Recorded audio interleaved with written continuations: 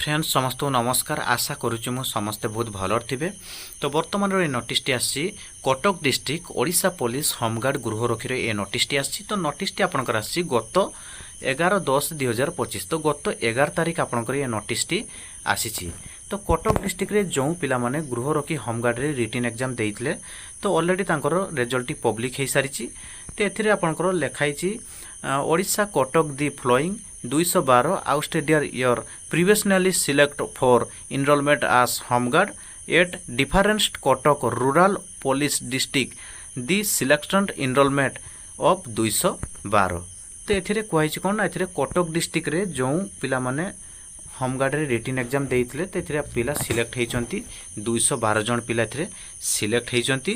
तो एथिरे आपनकर नेक्स्ट आपनकर होइला कोन ना ये नोटिसटी आपनकर आसी कटक रूरल डिस्ट्रिक्ट पुलिस तरफ आपंकर ये नोटिसटी आसी।